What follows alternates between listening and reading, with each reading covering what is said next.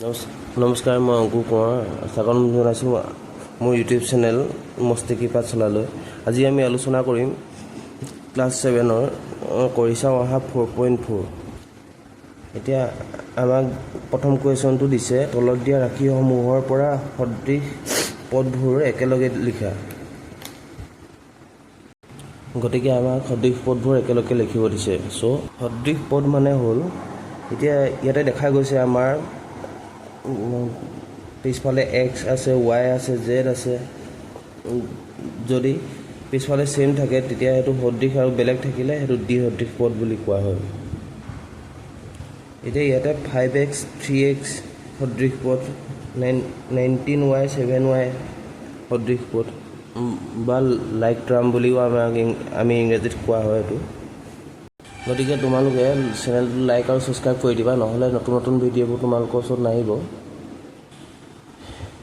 ইয়াৰ পিছত যিবোৰ নতুন নতুন অনুশীলনী থাকে সেইবোৰ তোমালোকে এইটো চেনেলতে পাই থাকিবা। এটা প্লে'লিষ্ট বনাই দিয়া গৈছে প্ৰতিটো চেনেলৰ কাৰণে। তাতে গৈ তোমালোকে ক্লাছ 7ৰ ভিডিঅ' একেলগতে চাই থাকিব পাৰিবা। 8ৰো পাবা, 9ৰো পাবা, 10ৰো পাবা। 10লৈকে তোমালোকে ফ্ৰীকৈ চাব পাৰিবা। এতিয়া আমি একৰ চলিউশ্যনটো কৰি লওঁ। এইফালে তোমালোকক ইংৰাজীটো দেখাই দিয়া গৈছে, কাৰণ কিছুমানে ইংৰাজীটো বিচাৰে।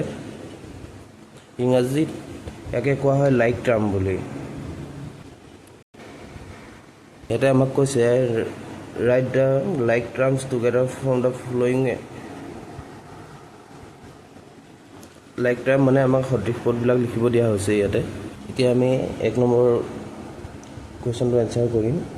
এতিয়া আমি লিখি ল'ম প্ৰথম সদৃশ পদবোৰ। ইংলিছ মিডিয়ামৰবোৰে লিখিব পাৰা লাইক টাৰ্মছ বুলি। এতিয়া আমি লিখিম 5x 3x এটা সদৃশ পদ, -11 বুলি এটা আছে, সেইটো আমাৰ সদৃশ হ'ব। x আছে, সেইটো সদৃশ পদ। 25xটো আমাৰ সদৃশ পদ হ'ব।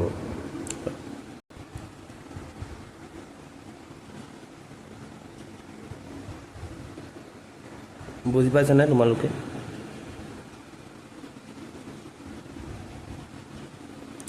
এতিয়া আমি y কাৰণে চাম। এটা দেখা গৈছে 19y 7y -17y, আৰু ইয়াতে আমাৰ y থকা নাই। এই তিনিটাই আমাৰ y সদৃশ পদ হয়। ইয়াতে দেখা গৈছে সংখ্যা আছে আমাৰ 2 আৰু 100। এতিয়া আমি ইয়াতে লিখিম 2 আৰু 100 এটা বেলেগ সদৃশ পদ হয়। আৰু ইয়াতে চাবা এটা জেড আছে, জেডটো আমাৰ এটা বেলেগ সদৃশ পদ হয়। হৈ গৈছে, এইটো আমাৰ 1 নম্বৰটো চলিউশ্যন হয়। ইমানখিনি লিখিলে তোমালোকৰ হৈ যাব।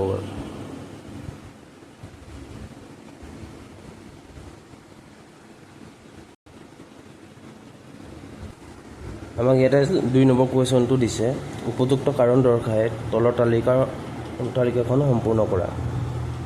এতিয়া আমাক 3টা ৰ' দিছে। এটা দিছে পদবোৰ সদৃশ, দ্বি-সদৃশ আৰু কাৰণ দেখাব দিছে আমাক। প্ৰথমটোত দিছে 12m 7y, ছেকেণ্ডটো দিছে 2x - 8x, আৰু থাৰ্ডটো দিছে আমাৰ 11n আৰু ফ'ৰ্থটো দিছে 2 আৰু 3n। ইয়াত দুই চলিউশ্যনটো আমি কৰি লওঁ। পেজ নাম্বাৰ 142 আৰু 143 আছে আমাৰ। এতিয়া আমাক প্ৰথমটো দিছে, পদ দিছে 12m 7y। এইটো এতিয়া আমাৰ সদৃশ হ'ব নে দ্বি-সদৃশ হ'ব? এইটো যিহেতু আমাৰ আছে 12m 7y, এইটো আমাৰ দ্বি-সদৃশ হ'ব। ইয়াত আমি লিখিম এতিয়া দ্বি-সদৃশ।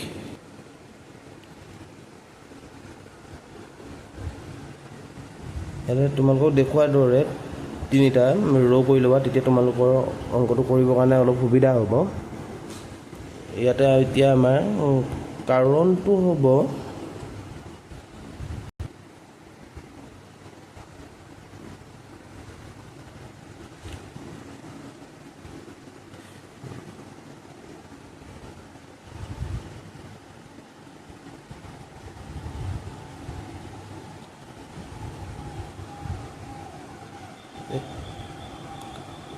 ইয়াতে কাৰণটো হ'ব এতিয়া বৰ্ণ বা আখৰবোৰ ইয়াতে আমাৰ বেলেগ দেখা গৈছে, যিহেতু বেলেগ তেতিয়াহ'লে আমি ইয়াতে কাৰণটো লিখিব লাগিব বৰ্ণ বা আখৰবোৰ বেলেগ। আৰু যদি ইংৰাজীত চোৱাবোৰে তেওঁলোকে লিখিবা আনলাইক, সদৃশ বিসদৃশ ঠাইত লিখিবা তোমালোকে আনলাইক টাৰ্মছ। কাৰণত লিখিবা লেটাৰ নাম্বাৰ আৰ ডিফাৰেণ্ট।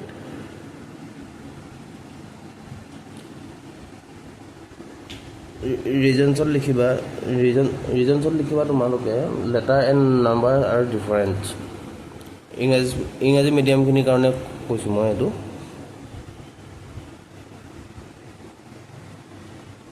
ঠিক আছে, নিশ্চয় তোমালোকে বুজি পাইছাই।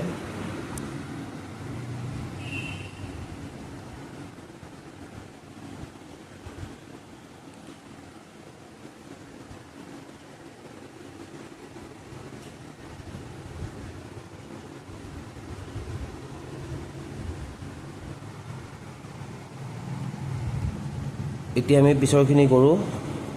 ছেকেণ্ডটো দিছে 2x - 8x। যিহেতু আমাৰ দুইটাৰ বেক চাইডে x আছে, তেন্তে এইটো আমাৰ সদৃশ পদ হ'ব। এতিয়া আমি কাৰণত লিখিম বৰ্ণ আখৰবোৰ একে বা বৰ্ণবোৰ একে। বৰ্ণ আখৰবোৰ একে আছে কাৰণে আমি একে বুলি লিখিব পাৰোঁ ইয়াতে। ঠিক আছে, তোমালোকৰ বুজি পাইছা নাই? এতিয়া নেক্সট আছে আমাৰ 11n and only n। এইটো আছে আমাৰ 11n and only n আছে। এইটো আমাৰ হ'ব নিশ্চয় সদৃশ পদ।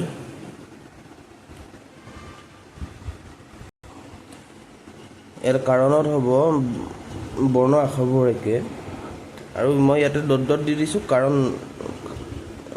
কাৰণটো একে হয়, কিন্তু তোমালোকে বৰ্ণ আখৰবোৰ একে বুলি লিখি ল'বা, তেতিয়া তোমালোকৰ পিছত সুবিধা হ'ব। আৰু ইংলিছৰ কিজনে লিখিব পাৰা letters and numbers are same.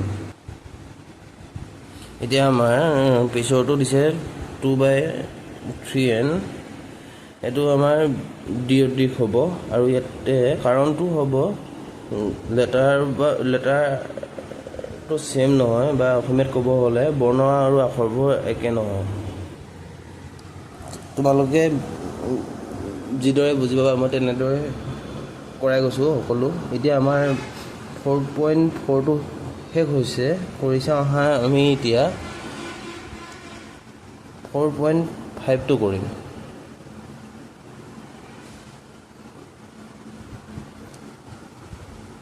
আমাক কৰি চাওঁ অহা 4.5ৰ পেজ নাম্বাৰ হ'ল 146/147। ইয়াতে আমাৰ প্ৰথম কুৱেশ্যনটো দিছে, তলত দিয়া প্ৰশ্নটোত উক্তি দুটা দিয়া আছে, আৰু ইয়াৰ লগত 4টা বিকল্প A, B, C আৰু D দিয়া আছে। শুদ্ধ উত্তৰটো বাছি উলিওৱা। প্ৰথম উক্তিটোত কৈছে এটা কলমৰ দাম A টকা আৰু এখন নোটবুকৰ দাম B টকা হ'লে 5টা কলম আৰু 3টা নোটবুকৰ মুঠ দাম গাণিতিক আকাৰত প্ৰকাশ কৰা। A + B। এটা আমাৰ দেখা গৈছে 5টা কলমৰ দাম টকা লিখা আছে। টকা হ'লে 5টা কলমৰ দাম 5 হ'ব, আৰু নোটবুকৰ দাম B টকা লিখা আছে, আৰু নোটবুকৰ সংখ্যা আমাৰ দিয়া আছে 3খন। ইয়াতে লিখা আছে 3B। ইয়াতে আমাৰ আছে 5A + 3B। এইটো আমাৰ শুদ্ধ উত্তৰ হয়। আমাক দ্বিতীয় উক্তিটো দিছে গীতাৰ হাতত এখন 100 টকীয়া নোট আৰু Bখন 50 টকীয়া নোট আছে। তেওঁৰ মুঠ টকাৰ গাণিতিক প্ৰকাশ হ'ব 50A + 100B। এইটো আমাৰ ভুল হৈ আছে, কাৰণ চোৱা তোমালোকে এখন 100 টকীয়া নোট বুলি দিছে আমাক, তেন্তে আমাৰ 100A হ'ব লাগিছিলে, ইয়াত কিন্তু 100B হৈ আছে, আৰু 50A ঠাইত আমাৰ বি আছে 50 জেগাত আমাৰ 100 বি হ'ব লাগিছিলে ইয়াতে আমাৰ দেখা গৈছে উক্তি 1টো শুদ্ধ আৰু উক্তি 2টো ভুল আছে এতিয়া আমি উক্তিকেইটা চাওঁ অপশ্যনকেইটা চাওঁ প্ৰথমটো দিছে উক্তি 1 আৰু উক্তি 2 দুয়োটাই সত্য দ্বিতীয়টো দিছে উক্তি 1 আৰু উক্তি 2 দুয়োটাই অসত্য 3 নম্বৰটো দিছে উক্তি 1 সত্য কিন্তু উক্তি 2 অসত্য এইটো আমাৰ শুদ্ধ কাৰণ আমাৰ দেখা গৈছে প্ৰথমটো উক্তি শুদ্ধ আৰু সেকেণ্ডটো আমাৰ ভুল হয় আৰু দ্বিটো হৈছে উক্তি 1 নম্বৰ উক্তিটো সত্য আৰু উক্তি 2 এতিয়া আমি এনসাৰত লিখিব লাগিব উক্তি 1 আৰু উক্তি 2টো সত্য উক্তি 3টো সত্য আমাৰ তোমালোকে নিশ্চয় এইটো বুজি পাইছা এতিয়া আমি কৰিম 2 নম্বৰটো এটা দিছে সৰল কৰা এইফালে চাব গ'লে ইংলিছত দিছে চিম্পলিফাই কৰিব দিছে ইয়াতে গতিকে একেবাৰে সহজ আমাৰ সৰল কৰা বা চিম্পলিফাই কৰাটো এটা তোমালোকক এটা কৰাই দিম বাকীটো তোমালোকে কৰিবা একেবাৰে সহজ হয় সৰল কৰাটো দেখাইছোঁ এতিয়া আমি প্ৰথমটো কৰিবলৈ লৈছোঁ 4 নম্বৰটো 15x প্লাছ 7y কিন্তু মাইনাছ 2 সত্য 2x মাইনাছ 5y দিয়া আছে আমাৰ ইয়াতে প্ৰথমে আমি ইয়াৰ ব্ৰেকেটটো উঠাই ল'ম 1 সত্য কিন্তু উক্তি 2 অসত্য এতিয়া আমাৰ ইংৰাজীত হ'ব C2 হ'ব ষ্টেটমেণ্ট 1 ইজ ট্ৰু বা ষ্টেটমেণ্ট 2 ইজ ফলছ এতিয়া আমি 2 নম্বৰটো কৰিম 2 নম্বৰটো দিছে সৰল কৰা আৰু ইংলিছত ক'ব হ'লে ইয়াক চিম্পলিফাই কৰিব দিছে ইয়াৰ এটা কৰাই দিম এইটো তোমালোকে নিজে কৰিবা দুইটা কৰাই দিম একচুৱেলি কিন্তু এটা কৰাই দিম তোমালোকে শিকি যাবা বহুত ইজি হয় চিম্পলিফাই কৰাটো এতিয়া এ নম্বৰটো দিছে 15x plus 7y minus 2x minus 5y এতিয়া চোৱা তোমালোকে এইটো আমি সৰল কৰিম এতিয়া আমি ইয়াৰ ব্ৰেকেটটো উঠাই ল'ম 15x plus 7y minus 2x minus 5y হ'ব ইয়াতে অকল ব্ৰেকেটটো উঠোৱা হৈছে আমাৰ এতিয়া চোৱা আমাৰ 15x আছে আৰু মাইনাছ 2x আছে এতিয়া দুইটা একেলগে লিখিম 15x মাইনাছ 2x হ'ব যিহেতু আমাৰ 2xৰ আগত মাইনাছ আছে তাৰপিছত আছে 7y প্লাছ 7y হ'ব আৰু মাইনাছ 5y আছে মাইনাছ 5y এতিয়া চোৱা আমি x একেলগে লিখিলোঁ আৰু y একেলগে লিখিলোঁ এতিয়া চোৱা তোমালোকে ইয়াতে 15x মাইনাছ 2xৰ আমাৰ কমন আছে কি x এতিয়া xটো কমন লৈ ইয়াত থাকি গ'ল কিমান 15 মাইনাছ 2 থাকি গ'ল প্লাছ ইফালে আমি yটো কমন লৈ ল'লোঁ 7 মাইনাছ 5 হৈ গ'ল এতিয়া x লিখিলোঁ 15ৰ পৰা 2 গ'লে 13 থাকি গ'ল আমাৰ হাতত প্লাছ yটো থাকি গ'ল 7ৰ পৰা 5 গ'লেগৈ থাকি গ'ল আমাৰ হাতত 2 এতিয়া চাবা তোমালোকে ইয়াতে এতিয়া আমি পাম 13x প্লাছ 2y তোমালোকে চাবা সদায় সংখ্যাটো আমি আগত লিখোঁ এতিয়া আমাৰ এনসাৰটো হ'ব 13x প্লাছ 2y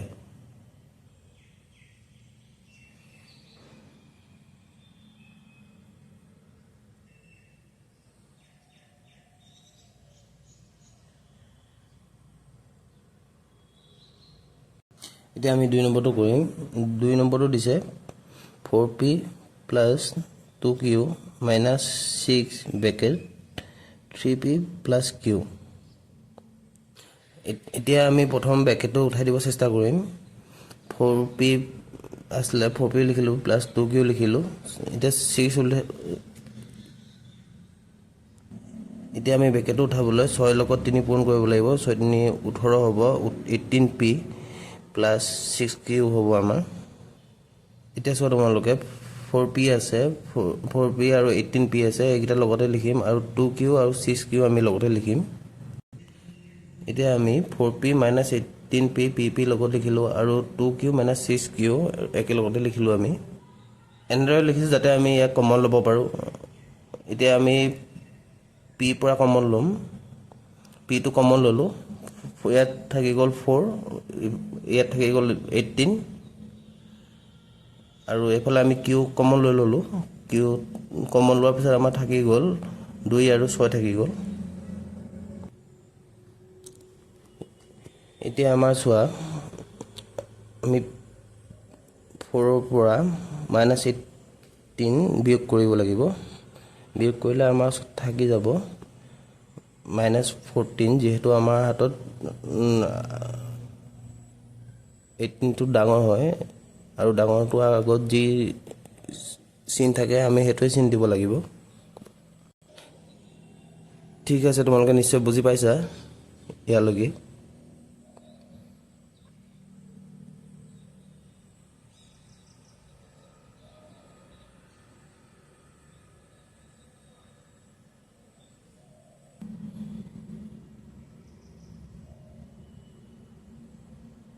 এতিয়া আমাৰ চোৱা ইয়াতে কিউটো আছে